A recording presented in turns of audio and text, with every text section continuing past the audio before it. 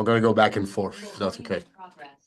Um, Before I let Seth talk, just a quick kind of umbrella statement, I guess. I've always been a big fan of mental conditioning in a sense. It's something that unfortunately when I was in the military wasn't big at the time. I don't think the Israeli military, I don't think it's big now either. We just don't have the resources for that, I suppose. But I always thought that, hey, God, so I gotta yell at my 4-year-old. She's all here for the mental conditioning though.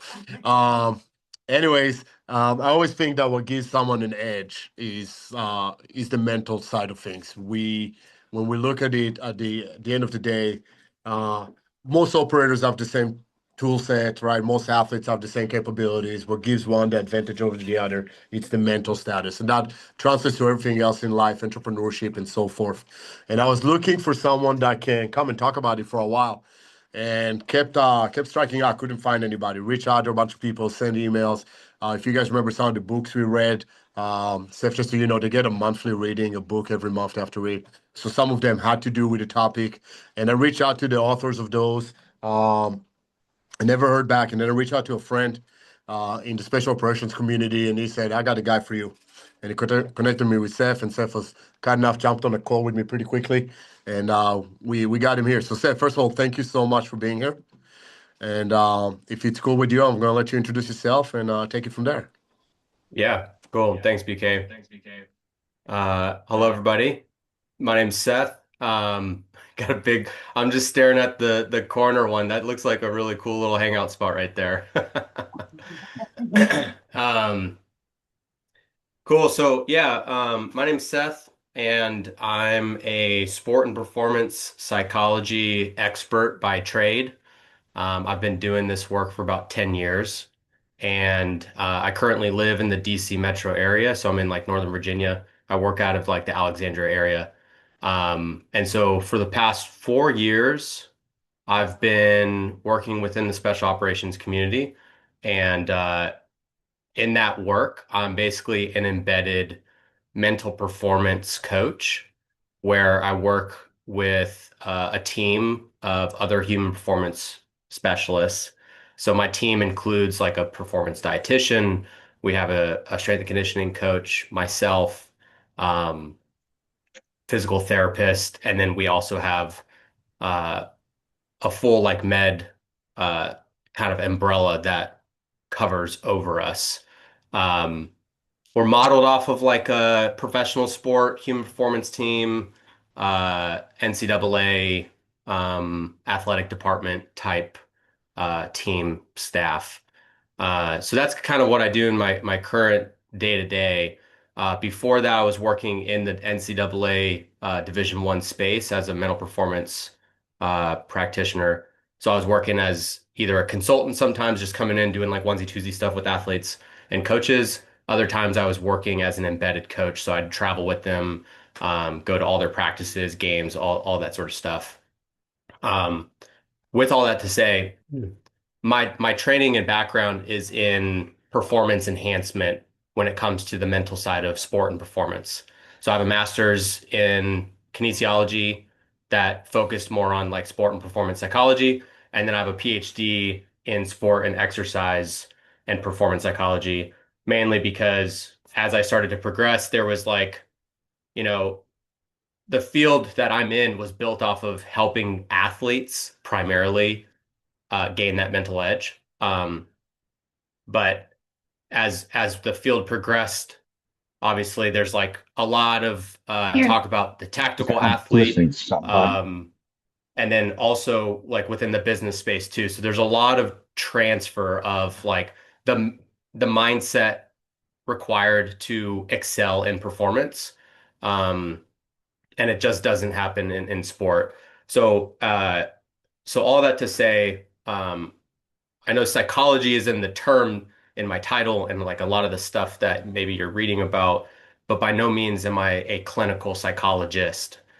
So I don't treat like disorders or like mental health related issues.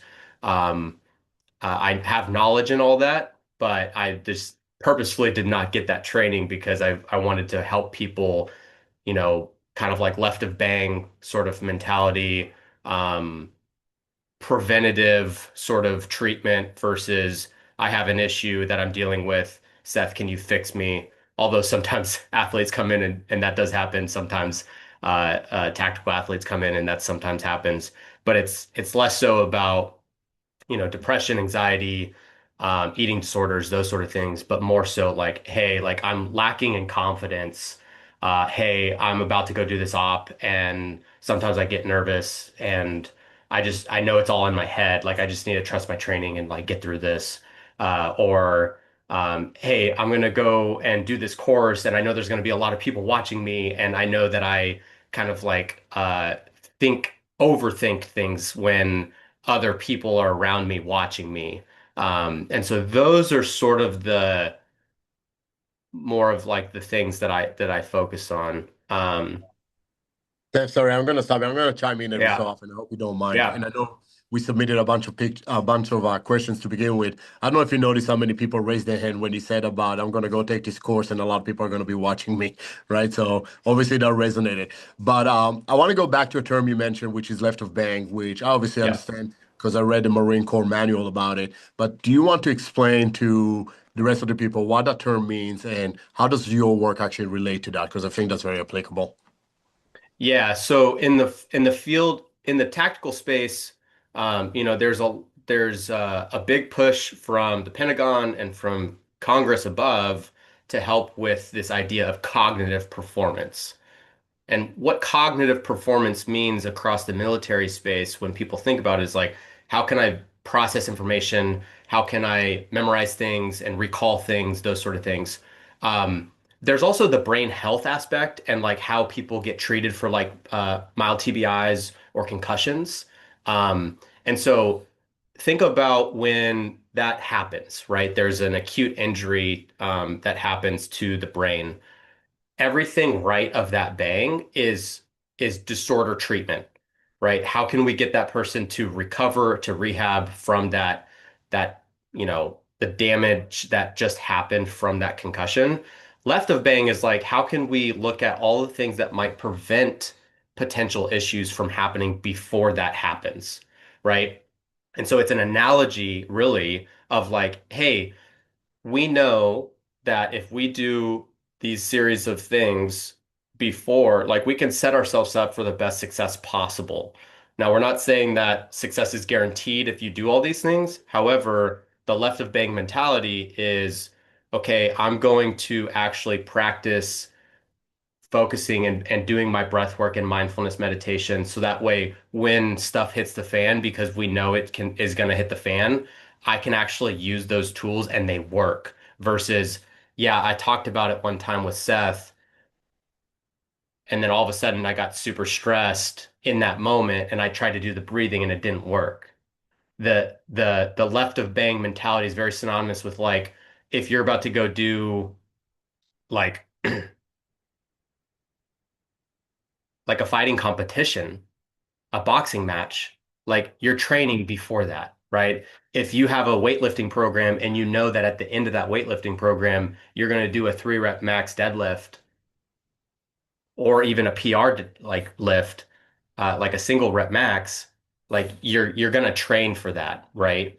Um, so the left of bang mentality is like, what can we do that sets you up for the best success possible? And it is that preventative treatment. Hopefully that clarifies it. Sorry, I have to mute and now mute myself. No, 100%, and I appreciate it. I think in the Marine Corps, the original manual also talked about before we make an entry, right? Left of bang being before that explosion goes off, and right of bang is after it went off, right? So we obviously like to hit things before that explosion goes off. So Mhm. same analogy, just from I guess a tactical word. So I appreciate you clarifying your perspective on it for everybody else. Yeah, for sure. Awesome. So I know a bunch of people submitted questions. I don't know if you want to address some of those or if you had something else that you wanted to go through first. And then we're probably going to open it for, we have a big crowd here today and a bunch of people online, which is more than we usually get. So that's That's exciting. So cool. yeah, Yeah. we'll let them submit some questions and Allison will moderate here. She's checking the chat. But did you want to go over some of the questions that were submitted? Yeah, let's do it. Cool. Do you have them in front of you or do I need to pull them up? Um, because we can pull them She's, up. let me see. I had some We're being right of screenshots. thing right now. We are very right of bang. Here, Allison has it. Allison, what's the first one? I got it. Okay, yeah, what's You the got first one? As I'm pulling it up. it. It's I'd like to learn how to better regulate my stress and nervous system. I often feel tense or on edge, and I'm curious about strategies to help improve HRV, sleep quality, and overall recovery. Mm, That's a lot of stuff in that question. Yeah. it is. So, Yeah. Do we know who submitted that? And maybe we can like I can take a guess. parse it out. Just because of the terminology, I would say it's my wife. Allison, because she spends too much time with your wife. Oh, yep, it's my other wife. All right. Yeah. But there's two elements, right? One of them was the anxiety moderation, and the other one was sleep quality and HRV, right? And I think the term HRV also is misunderstood by a lot of people, so maybe we can discuss that briefly. Yeah. Yeah. Yep. I think the HRV can be its own thing. Let's talk the first one. So specifically like how to like manage. Is that what I heard right? Yeah, manage stress and anxiety, right? Yeah. It's your question, you should know. Yes. All right, yes. Yeah. So let me Yeah, is their boss stressing her out because do I have the ability to share screen here? yeah, 100%. Yeah. This is a one slider that I typically share with folks, and this might be helpful to frame things for you guys. Let me know when you see it.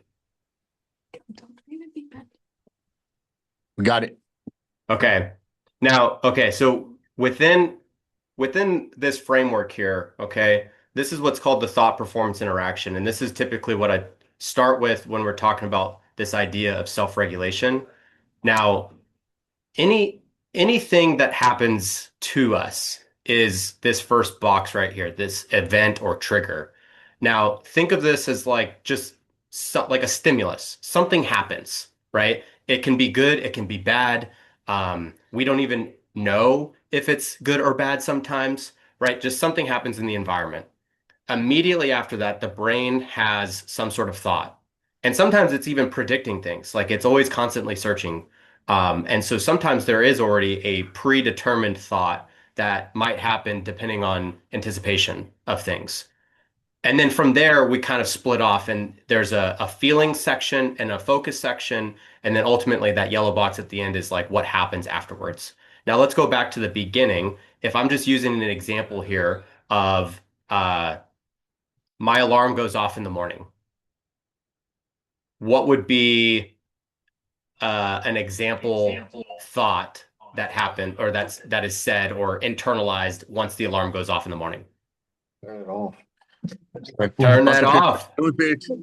I like getting up. Like I'm immediately off the bed. I like the thought, the first thought. If I don't think, I just get Oh, out. really? I just do. I feel like sometimes you're like, I don't want to get out of bed right now. And there's a difference, I guess, between conscious decision and unconscious Yeah. decision when it comes to that as well, right? Yeah, and this thought that happens can be conscious or unconscious, right? The conscious of like turn it off, it might happen. The unconscious might be uh time to get up, right?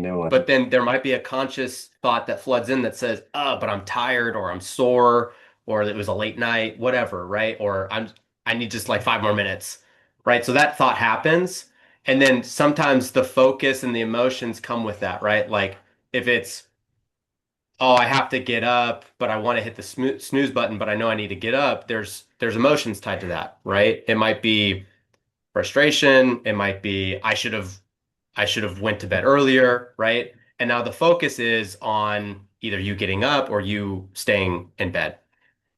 Another example might be here in the DC metro area, right? There's a lot of traffic. So let's just say the thing that happens is somebody cuts you off in traffic. What would be the thought that comes from that? 9 mm. Sorry. Did you say that out loud? They're just having a bad day. Maybe they're having a bad day. Yes. Okay, No. I'm already hearing some reframing here. This is great. You're already like ahead of the curve, right? So immediate thought is like if there's like a what the heck, right? Emotions that come with that might be frustration. The physical that might come with that is now I'm gripping the steering wheel a little bit. So maybe there's some tension, muscle tension, right? The focus is now no longer on you just driving. The focus might be on what am I going to do next, right? Is it I need to flip them the bird, I need to get on their ass, I need to cut them off to show them, right? And then the performance or the consequences come from all of those things collectively. Now, So is the focus always the physical act that follows feelings? the focus is this, what you're actually focusing on, the actions, right? Okay. Right. So like if you were listening to an audiobook or a podcast, that's where your focus was and you were kind of driving too. Like I guess we do that. Um, but if somebody cuts you off, you're no longer focused on the podcast, Right. right? So now if we use the same framework for say like combatives potentially, right? And maybe you're caught off guard and you're in a pin. The thought might be what? Well, how do I reverse this? How do I get out? Yeah, you start thinking like, how do I do this? Like, what's going on, right? And if there was a cheap shot involved with that pin, it might be what the F, right? And then there are higher emotions with that, right? And then the focus is now on you're trying to get out of it. Okay. Now that this framework is kind of established here, the cool thing about this is we cannot control this, right? We cannot control the event or the thing that happens. Can we really control the person that cuts off in traffic? No, because maybe they just didn't see us, or maybe they have somewhere to go, or maybe the person in the car with them is pregnant and they're going to the hospital. You don't know that, right? Things that are maybe catching you off guard. You have really no control. Um, However, these three boxes right here, the thoughts, the feelings, and the focus are things within your control. And this is where mental performance comes in. So when we're talking to the original question of self-regulation, the biggest self-regulation tool that I teach people is breathing because thoughts are very hard to change. We have a negativity bias, meaning that when things happen in the environment, our brains are wired to like protect itself, right? And so the thoughts are generally negative because of that. And to reframe them, it's very difficult. Focus can be trained, but sometimes it's hard for us to focus on the right things if the emotions and the physical feeling, the physical tension, like the nerves that you might feel, or the stress or the anxiety, if those are too high, right? Um, and so this box right here is probably one of the easier ones for a person to control. Less so the emotion, but more so the physical. And I say that because the mind is really good at listening to the body. So in my car, like traffic example, somebody's gripping the steering wheel really, really tight, right? The mind all of a sudden associates that tension with higher levels of stress, right? There's a negative interpretation of the tension. If we used, say, the breathing to calm the heart rate down and to release muscle tension, now the mind has a little bit more freedom to think, oh, I'm not in a stressful situation, or oh, I'm not being threatened right now. And so now that like survival mode is lowered, and we can now actually start to focus on the things that we need to focus on. And we can now also say the things that we should be saying to ourselves. It's okay. You can do this. Maybe they're just having a bad day. I don't need to pull out the 9mm, right? You know what I mean? So, Well, that's a legitimate response. anytime that I give this, you'll be I surprised will how many say, times that I get that response of like, yeah, I'm just gonna go in front of them and then like pull it out and like, I'll show you. for, for the record, I was joking. It's okay. Um, so just kind of a follow-up question to that, right? So putting it in the environment that applies to myself and some of the other people in the room, let's bring it to the tactical work for a second. I'm about to do, let's say, a high risk warrant serving or another type of operation. I'm about to go through a door not knowing what's on the other side, right? So Yeah. stress is high, tension is high. I feel I'm ready because I train for it, I'm prepared, but there's always the unknown, right? Yep. So in the military, we do this thing that is called combat breathing, right? Those two deep breaths to kind of bring Hmm. that down and try to go in. And I'll say from experience, as much as I would like to say that always works, it doesn't always work. Right. So, Right. so what are some tips for people like really in the moment? So Allison just got chewed by her boss, for the record, I'm it. Uh, and it's me. I'm the stressor. I'm the event, the trigger. But for other people, it is, sometimes it just doesn't work. What are some tips that can be employed? Yeah. And that's part of the thing where it's mental training, not mental magic, right? So if the breath doesn't work in the moment, then that tells me that it needs to be trained a little bit more in low stress, low stakes environments. So that way you can associate and the brain can pair the low, slow breathing that you're doing with lower tension, calmer mindset, those sort of things. Does that make sense? The Yeah, I the love sec it. Yeah, the second thing is, you know, like I said, all three of these things can be controlled. So if the breathing isn't helping the tension and the physical, well, if you're in a stack or if you're about to breach a door or whatever you're about to do operationally, focus cues and what you're focusing on in the moment is very important. And I'm going to stop sharing here so I can see everybody here. So when we're talking focus, like I said, focus can be trained, right? And the brain really likes structure. And if we give it things to focus on that are not about what's behind the door or the what ifs or the outcome of the operation, which are all things that we don't have control over, and quite frankly, if you do focus on those things, you're more likely to F up, right? right. So, in the mental performance world, what we talk about is focusing on the things that you have control over and focusing on process-oriented things, right?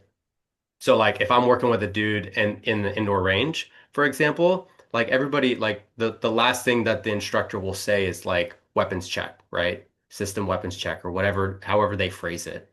And everybody knows what that means, right? And everybody has a very deliberate technical and tactical like routine that they do before they're actually about to execute the drill, right? So why can't we do the same thing with your mental, right?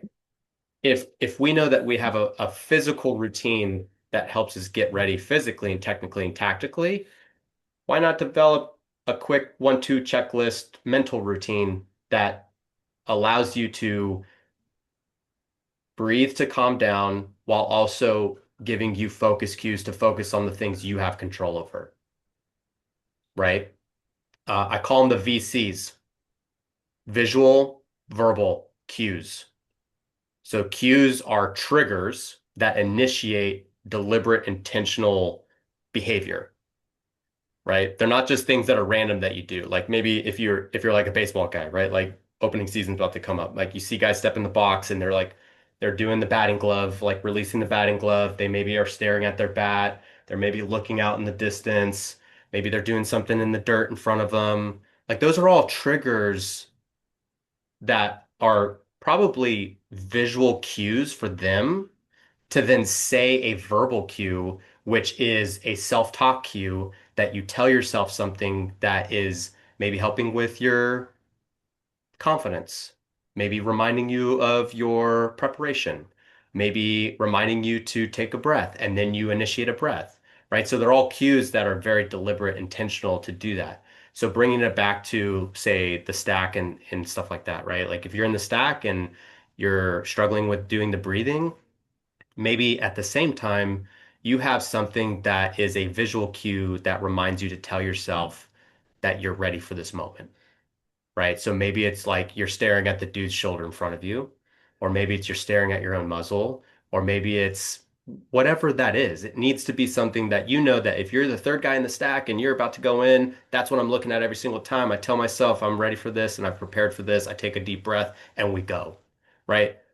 That's a very short blip of time. That's like 5, 6 seconds, right? Charge goes off, boom, goes in the door. That whole 5, 6 seconds that you just did, that mental checklist is, guess what? Not you focusing on what's behind the door, Right. right? You're no longer focusing on about what's behind the door.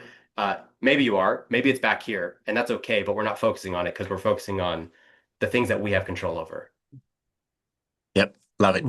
Jack asked a question in the chat. Jack, ask a question. Yeah. All right. What is Jack's question?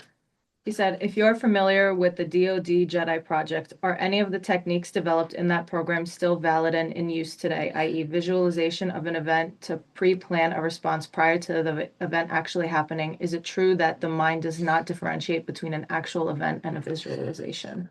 To be Yeah. fair, Jack is also really, really old.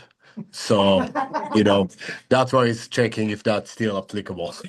Is the Jedi, what's the Jedi program from that movie?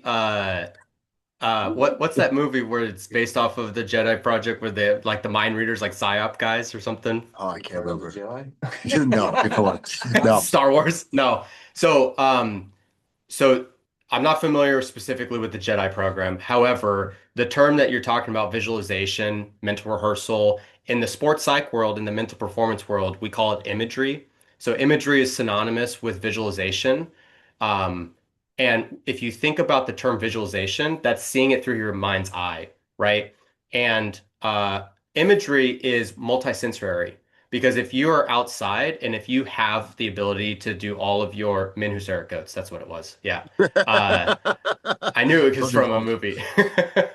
Um, so if you see it in your mind's eye, that's one thing. But if you can see it in your mind's eye while also potentially picking up on the auditory, maybe some of the sensory stuff, you can actually recreate a really complex image in your brain.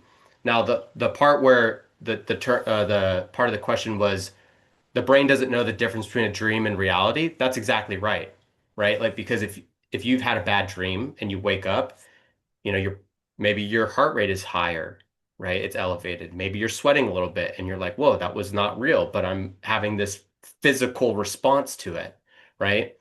So there's merit to that. Now, what we're seeing in the brain with brain like fMRI brain scans is essentially that if you think about something, the neurons in the brain that are all connected, they're actually firing the same pathways just at a weaker level. So if I'm shooting a free throw, right? March Madness is going on. If I'm shooting a free throw and physically doing it, the neurons in my brain are firing to allow my arm and everything to do that motor movement. When we look at the research and we have people only imagine shooting a free throw, the same pathways are going just at that weaker level. So if you can only get to a range every like once a week, but you want to develop your skills, mental rehearsal and visualization can be an extremely powerful tool to get mental reps. So that way, if you know your system weapons check when you're standing at the line, you know how to do El Pres and you're about to go and execute, like you can do that. And guess what? Like if you have a cert pistol or like a training pistol or anything like that, you can even like do the movements, but then in your mind's eye, you're actually going through the drill the way that you want it. Um, so yes, long-winded answer to say that the evidence is very clear, and we can see that in fMRI brain scans as well. Pretty cool. What's the next question, Allison? Next question is how to maintain and improve focus. How to maintain and improve focus. Mm. Should we improve it first and then maintain it, rather than maintain it and improve it? Okay, two-part answer to this one because the first part of this answer will actually dovetail with some of the HRV and self-reg stuff at the beginning. Um, Sleep was mentioned. Yeah. My role in the tactical space, like I'm the sleep guy as well. And so we do work with a lot of people who are having sleep issues, but we also work with people to optimize sleep so that way we can optimize performance. So anything 6 hours or less will typically decrease cognitive performance. Um, and we see that with like reaction time tests in the lab. But we also see it operationally, like hopefully there's no like Navy corpsmen nor Navy SEALs in No, this we don't allow them in here. environment. There was one Navy guy here before, but he left. I think he's online though. Yeah, JP, don't get offended. Sorry, JP. But To if be you honest, I look at some of identified him because the the first time he came, he was doing push-ups and they were only half push-ups, so I immediately knew he was Navy. That's funny. Love you, JP. As long as there's no books Easy now. authorship. What happened now? Army contractor here, so we always gotta have friendly battle, right? So when we look at people who are sleep deprived or people who are working on like shift work and things like that, we see operational error. There's been most notable some like major ships that have either collided with other ships or crashed or like big accidents that have either caused multi-million dollars of damage, sometimes even severe injury or death. And those reports that came back were from lack of sleep, also lack of operational training. They had younger people in there, but sometimes these people were, on 4 hours of sleep over the course of, 48 hours. So sleep is like the biggest performance enhancement that you have control over to help with cognitive performance, also physical restoration, recovery, and stress management. So if you're highly stressed and highly anxious, and you feel like you're just brain fog and off comparative to like 2, 3 weeks ago, like check in with the sleep. Is like the first part of that. And the other thing too is like we cannot be focused on something if we are sleep deprived. And our focus is pretty disruptive when we are sleep deprived. So that's like first part. If sleep's not in check, focus probably won't be good. Um, with that, the other um, more recent like evidence-based practice that is out there to help train and develop focus is what's called mindful attention based training. So it's based in a mindfulness practice. And I know mindfulness is like this fluffy word. If you think like Eastern culture mindfulness, Westernized, you always like to, spice it up a little bit. Uh, Westernized mindful attention practice is from the work of Dr. Mishi Jha. That's JHA. She has a book called Peak Mind. She's on some podcasts and she's got a couple TED Talks that you can like get a summary of kind of stuff that she's talking about here. But she talks about using a practice that is rooted in mindfulness to help develop your focus and attention. And so what I want us to do is I'll just like an example of this is close your eyes for a moment. And for the next 60 seconds, I just want you to focus on the most prominent sensation of your breathing. So whether that's inhale, exhale through the nose, like the feeling of that, maybe it's your chest, maybe it's your counting. Just notice on whatever that most prominent sensation is.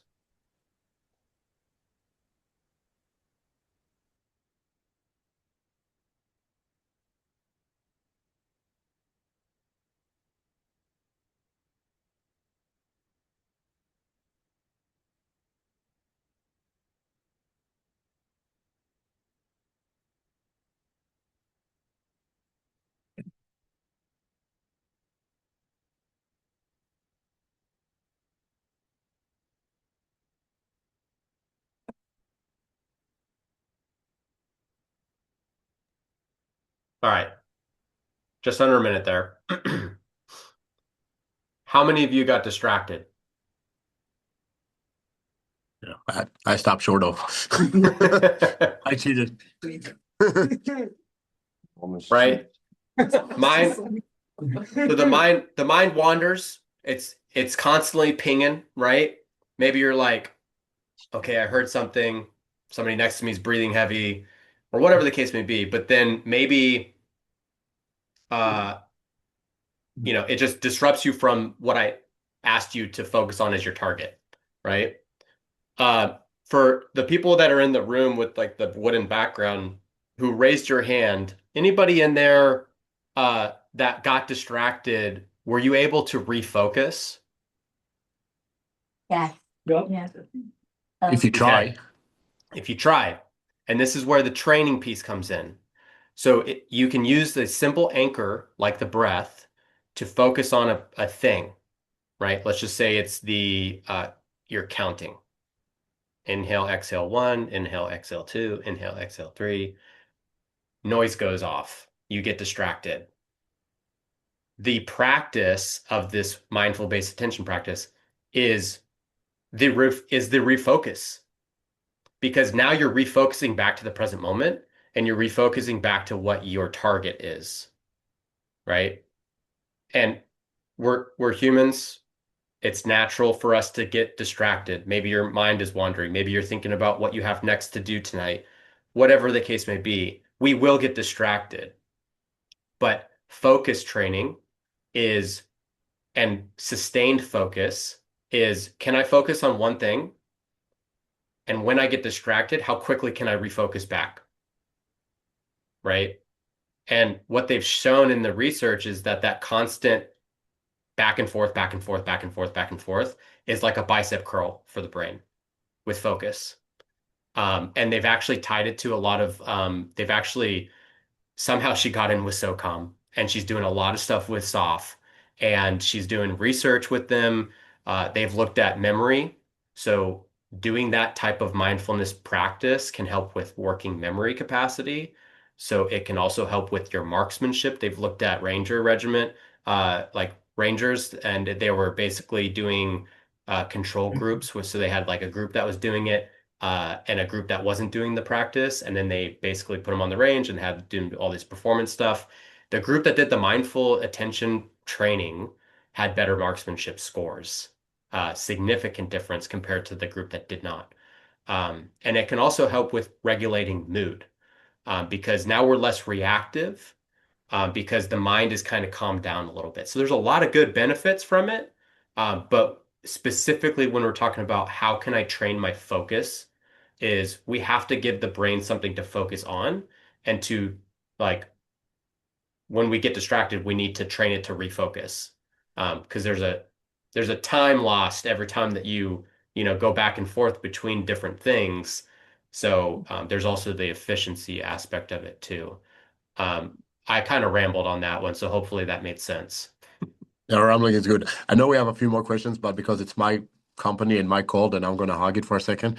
And I'm going to ask two follow-up things. So first of all, I think one you answered about what's your opinion about the idea of multitasking? Because I always say we can't, right? Our brain can do one thing at a time. We can switch back and forth and pretty quick Mhm. at that, but I can't do two things. Or two, what's the word? Voluntary actions at the same time, right? Yeah. So I think you answered that one. The other one, talking about sleep. Because sleep is so important, and I know a lot of people then, because they recognize that, they default to some chemical aids in order to improve sleep. But really, sometimes that does not give us the results we want. It's actually counterproductive. What are your thoughts on that? Yeah, so I'm the mental performance guy. So everything that I coach and teach people is behavioral, and I start there. Now, because I work closely with a performance dietitian who is a registered dietitian and knows the research of like what actually works and what doesn't, there's a handful of like dietary um, things that you can do to help with sleep. And then there's also a handful of supplements that you can use to help with sleep. As far as chemical, not too familiar with some of those things, but I do know that there's medications that are People prescribed. taking, let's say chemical, people taking Ambien, for example. Yeah, These yeah. are- So like medication like that, right? So sleep medication can be helpful in the short term. The problem becomes when it is a crutch that you develop this mindset that like I cannot get good sleep unless I take this. And so there's a dependency aspect that happens with it.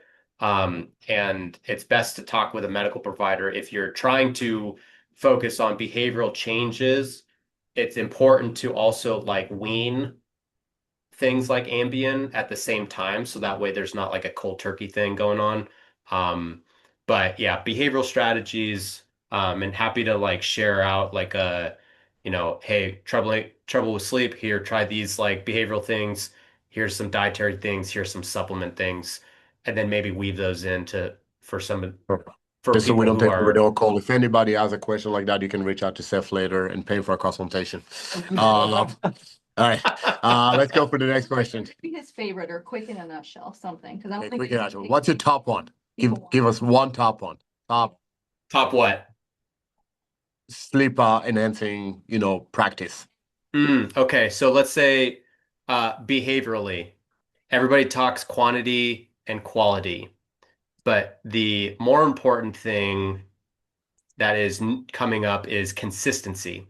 So what I mean by consistency is waking and falling asleep at around the same time. Because what we see is like on the weekend, you stay up later and then you sleep in a little bit more. And then come Monday, you get that like Monday kind of blues. And then your circadian rhythm is off.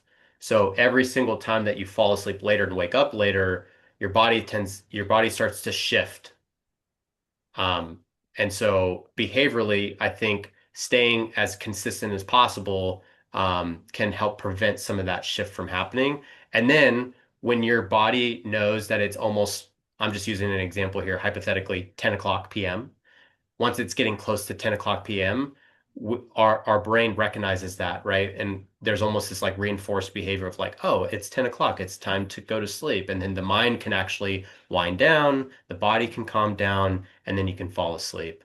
Um, Supplemental wise and dietary wise, um, like there's all of these talks about like people saying don't eat past a certain time, and there's some merit to some of that. But it's actually okay to have smaller meals closer to bedtime as long as they're not super filling, sugary, high fat foods or anything like that.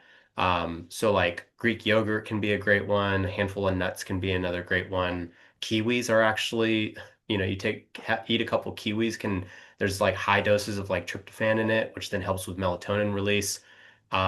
Supplemental wise, magnesium is a really good one. Um, and I will say one caveat with like over-the-counter melatonin gummies. Those are unregulated. So what that means is that if the over-the-counter melatonin thing that you're buying says that they're 5 milligram gummies, um, it could be 5 milligrams in one. The next day that you take one, it could be 1 milligram, and the next day that you take it, it could be 10 milligrams. So they're very inconsistent. Like the reason why I stopped taking it, and it's before I even knew any of that, is because like I was fine. It was helping me fall asleep, and then one day I woke up and I just felt like I got hit by a dump truck, and I was like, "What the heck is going on?" Like I thought I was getting sick. Nothing, I didn't get sick. Nothing was happening. And it's like if you take NyQuil, the next morning you kind of feel groggy, right? Like melatonin is unregulated. So taking it to help fall asleep, I think can be a short term, just like Ambien sleep medication, but something that should be strategically placed. Thank you. Yes. Awesome. All right, next question. Next one. Okay, we had a few people raise their hands, so if you guys want to put it in the chat, we'll add it to the queue of questions. I think the raised hands to say that they were distracted. They were answering Seth's question. Oh, Yeah. But if you have questions, actually type I the see. questions in the Yeah. chat. I just thought that they were. Yeah. Okay, never mind. But anyway, the next question is, what are your thoughts on imposter syndrome, especially within communities of high functioning and or successful individuals? Is this a self-esteem issue or something more/less deep? Thanks. Imposter That's a syndrome. deep one. Yes. Everybody take a moment. Imposter. Breathe. Imposter syndrome. Let me I open the get- chat. Seth Who and I wrote that talked one? about it recently in our call. Seth and I mentioned it. Ah, Santi, my guy. I would have guessed that it was him too. So, imposter syndrome is an interesting one. I think it's natural to have imposter syndrome. Uh, I actually studied motivation theory in my doctorate. And so basically, when I think of imposter syndrome, I think of deep motivation. And this kind of goes back to some of the outcome versus process things that I talked about earlier with like in the stack, right? Am I thinking about the outcome or am I thinking about what I can do? Imposter syndrome ultimately comes down to a fear of other people's opinions, right? So now the motivation is no longer I'm here to learn, I'm here to grow and to develop and to get better, despite what people might think if I F up, right? Uh, I gotta catch myself because in my day to day, I just throw those out. Um, Oh, you can. You can. We do. Don't worry about it. My mother-in-law is here. She does it more than anybody else. We're good. well, your mother-in-law's here. I need to be respectful. Oh, don't. No. Nobody else is. Don't worry about it.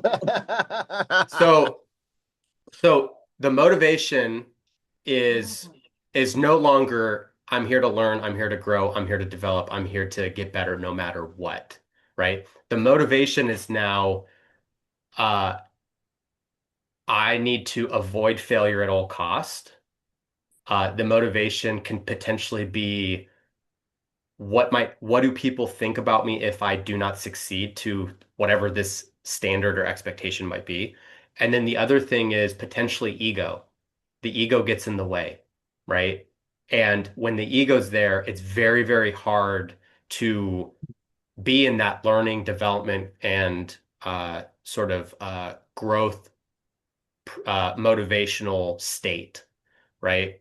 We're no longer focusing on process. We're getting distracted from the things that we can control in the process of doing XYZ.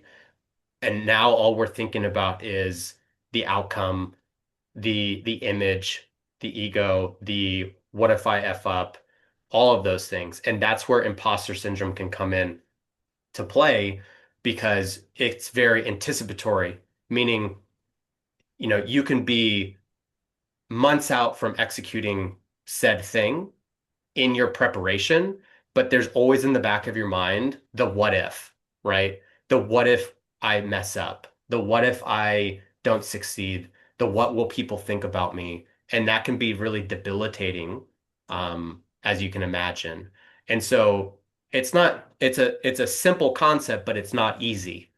And that's usually the case with a lot of these mental performance topics is like, hey, okay, so what do I do to start to get more into that learning and development type of mindset?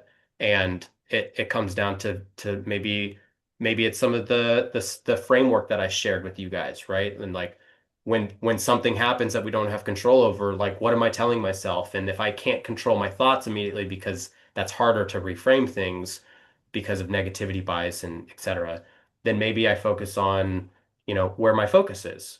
And what am I focusing on? Am I focusing on the task and what I can do to improve? Or am I focusing on the what are people thinking about me? And I'll pause there to see if maybe there's any clarifying. But that's kind of the like, you know, it's it's not an easy thing to fix, but I think framing it that way um, can potentially help. Yeah.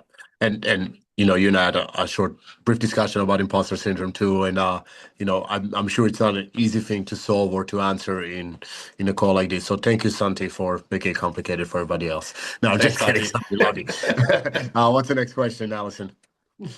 The next one is about keeping consistency with a well-rounded diet. I'm not so consistent with my diet, but I'm consistent with everything else.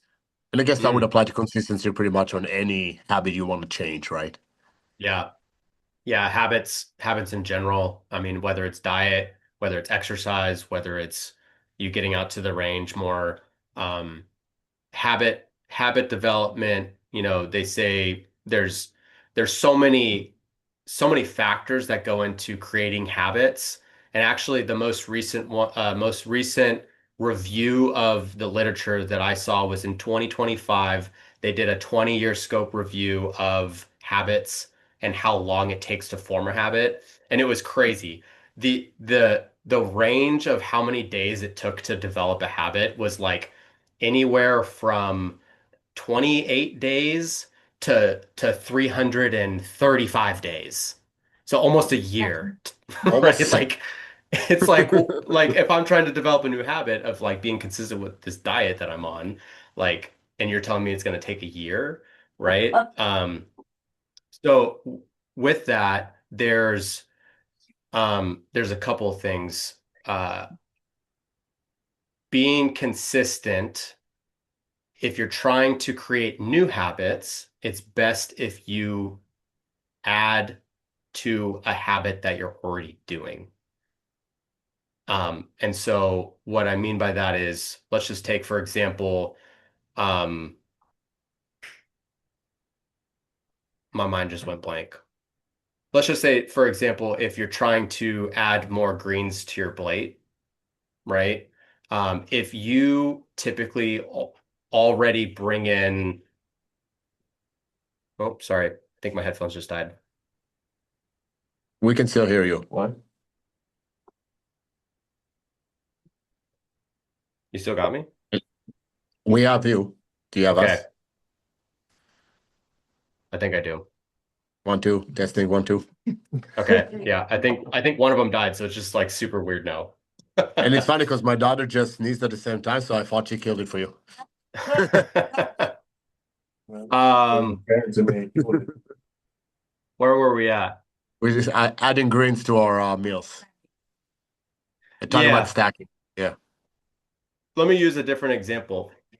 So when you talk about diet in particular, um, the placement of the type of food that you put on your plate matters most. So if you start with carbs, for example, or start with protein, we're more likely to fill the plate up with those types of things versus if we're trying to eat more fruits and veggies, and maybe it's not fruits for dinner, but you know what I mean for like diet in general, fruits and veggies, if you load those on to the plate first and then fill the plate with other macros, that can help with adding, say if adding more veggies and fruits to your diet is something that you're trying to do, they call that food availability. So just structuring what types of food you put on your plate first can be super helpful. The habit stacking, and this is less so of a dietary example, but more so of just habits development in general.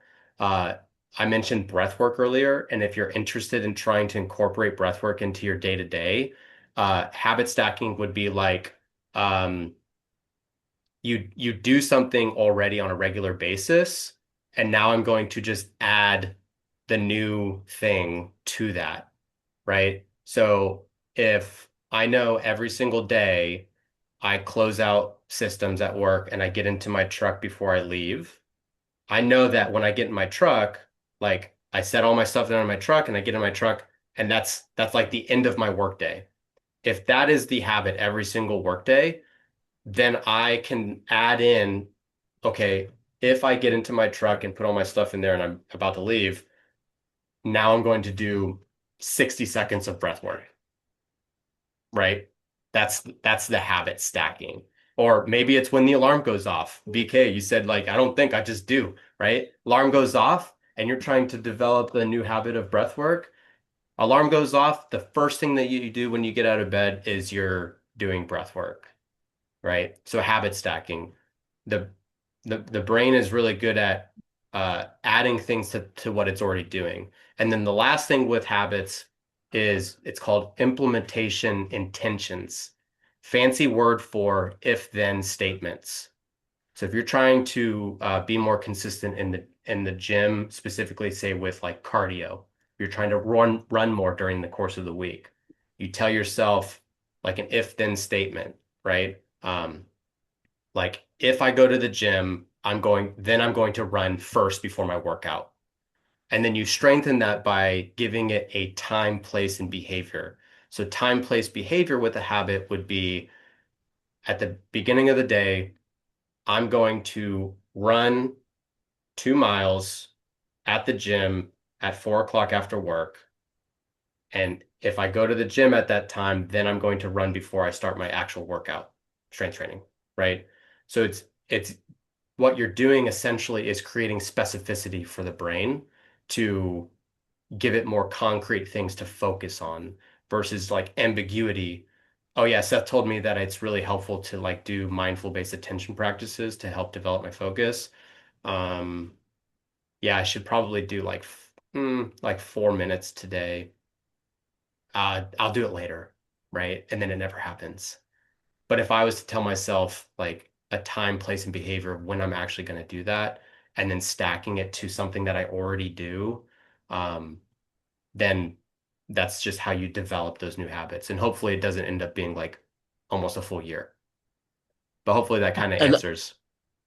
it does. Is it just as easy though to, I guess, ingrain bad habits if you don't do this right? Yeah, yeah, you can definitely develop potentially unproductive habits for sure. Yeah. Yeah, cool. Next question. Okay, Frankie asks, what are good techniques to recover from failure, especially if the goal is to elevate your performance beyond that prior to the failure? So we want Yeah. to be preemptive. Yeah. That one is an interesting one, right? I think the first thing is understanding and having a reframe of what failure means, right? If you spell out fail, the acronym is actually first attempt in learning. And so it's creating a healthy relationship with failure, and kind of looking at failure as not something that you did, and like you are a failure, so identifying with it, but more so is like it's what happened. And so taking it for what it is, and not creating that identity, which then ties in some of the emotion to it. Um, High performers, they thrive on failure, right? Like not every high performer is going to be successful 100% of the time. So the expectation of if I'm going to be successful 100% of the time is there, then anything less than that feels like a failure, right? And you feel unsuccessful. And so just creating this like relationship change with like, I probably will fail, quotes, right? I will be unsuccessful. Um, and like starting there. The second part of that is having a very deliberate, in the military, they call them AARs, right? After action reviews. Um, I teach athletes and performers to develop a mental AAR. So like, what's your like performance review of what just happened? And so one framework that is very quick and easy to do that takes literally 30 seconds, it can actually be strengthened if you write it down somewhere, like in a note section on your phone or you handwrite it, um, is well, better, how. So it's whatever you just did that day. What did I do well? So you identify a strength or a thing that you did really good. What can I do better? So it's not framing it as something that you failed at or a weakness. It is an area of improvement that you can probably develop. And then the how is the action plan for what you're doing next. So well, better, how. When you start creating that mental AAR consistently across things, when you go through and do something, a day of training, a week of training, whatever, um, you can objectify your performance and not tie emotion to it. And then you can learn and grow because you've kind of looked at the things you did well, things you can improve on, and how. Some of the people here that jump on our coaching calls, we had a coaching call a couple months ago where I said one of the things that we did learn in the military, we didn't learn a lot, but one of them was that you never fail. You either win or you learn. And if something does get framed as a failure, the way you take it is, okay, I got new input, new data. Okay, now Hmm. let me reframe it and apply it as a learning opportunity, right? So Hmm. that was something that we one of the few things that I did learn and certainly helped a lot. That was a Awesome. good one. It's already 8 o'clock, so let's do one more question because I want to be respectful of Seth's time. So, uh, what's the last one? Um, I guess they're more of like the same. More of the same. Forms. Yeah, from the Yeah. form though, pretty Okay. similar. Anybody else has a question in here? Get one more. What is HRV? Oh, what is HRV? That doesn't count as a question, but just for people. Mm. Okay, we'll explain that later. Don't worry about that. Yeah, I Dennis, actually just go ahead, Seth. no, go for it. No, I was about to let somebody else ask a question, but go ahead and Yeah, answer no, first. go for the question. I was just gonna say, I think HRV is a can of worms. maybe for a round two, but Agreed. yeah. I'll explain. My whoop tracks mine. I still don't know what it is. I just know it sucks. Oh, really? And she's younger and a female. She's 18. That's horrible. I'm like 50. So Yeah. how can you subconsciously train yourself to eliminate thoughts? Or I'll give you an example specifically, and could be to that acronym that I don't know what it is, but I'll give you an example. So sleep 2:30 in the morning, you wake up like and thoughts coming up, and you're like, just don't wake up, don't wake up, don't wake up, and then it comes, and you're like, and then it's very difficult to break out of that routine. So Mhm. almost impossible, so to speak. So Did you how do you understand him? avoid that? Did you understand him? That's the witching I did. hour. No, just making sure. Yeah. It's a two-part question. It's a multi-part. I'm Yeah. married to a witch, so Go ahead, Seth. Sorry. I heard some sleep stuff and I heard some thought stuff, right? The thought thing is kind of goes back to focus, right? If I asked you to not think of a pink elephant right now, You'll think of a pink elephant. you think of a pink elephant. So if you tell yourself to stop thinking, you'll probably think, right? So it goes back to like your focus and what we need to focus on. If you're waking up in the middle of the night and you're trying to go back to sleep, it's counterintuitive to tell yourself to try to go back to sleep because then you're just in this perpetual cycle, right? So going back to the focus thing is what can we focus on that is not tied to the end result of us actually falling back asleep, but more things that we have control over, right? So if your mind is wandering, then one really great tool is to get those thoughts on like a piece of paper, right? So if you're a constant mind wanderer at 2 a.m., like you need to offload those thoughts onto this. And then that's there and it can be there for tomorrow. Then it's like, what are some other things that I can do that I have control over that are process oriented that will potentially result in me falling back asleep, right? So maybe it is you're focusing on breathing. And there's a lot of great strategies out there for breath work.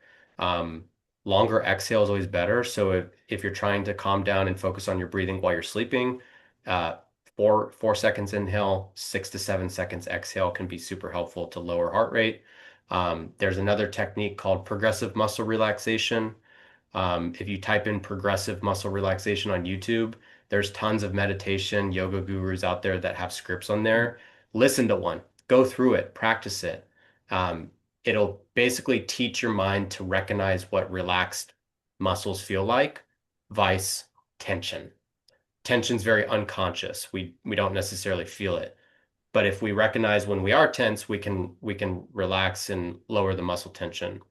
The other thing with up in bed at 2 a.m., the other thing that is super helpful is what's called stimulus control. And you actually are supposed to get out of your bed. You get out of your bed and you get away from a place that is supposed to be deemed for sleep and or sex with a partner. And so that way you're not actually tying stress with a bed that's supposed to be relaxing, right? It's like the whole Pavlov's dog thing. You ring the bell and the dog starts to salivate because it thinks it's going to get fed. When you wake up in the middle of the night at 2 a.m. and you're overthinking and now we're stressed because we can't go back to sleep, the brain starts to associate stress with that environment. So stimulus control is actually breaking that. And you get out of bed and you go away into a place, kitchen, grab a swig of water, read a really boring book until you get sleepy again, and then you go back into your room and you try to fall asleep. So that's another thing. But the first thing is like, if we're thinking about trying to not think, we're probably gonna think, right? And so offloading it can be a great first step in that. And then, you know, it goes back to that framework, right? Like relax so that way then the thoughts can potentially be easier to reframe. Hopefully that gives you some Yeah. thoughts. And if I may add, I'm a big fan of writing down and offloading, by writing it down on a pad of paper and not on your phone or using the notes, because talk Mhm. about the light and messing with the circadian rhythm as well, right? Yeah. So I've Yeah. I have a pad of paper and a pen and actually handwrite it. Yeah. Um, That's good. Yep. awesome. Seth, I know there's a bunch of people that have a bunch of questions, but I want to be respectful of your time. We've been here for over an hour. Thank you so much for this. This was great. This is the biggest crowd we had in the meeting, just so you know. Yeah, this is So awesome. I I guess a lot of appreciate people were it. interested in the topic. Yeah. Thank you so much, and looking forward to seeing you next week. Okay. Yeah, sounds good. Thanks, PK. Thank you for your time, everybody. Take Have care, a great everybody. night. Yep. Bye. That was awesome.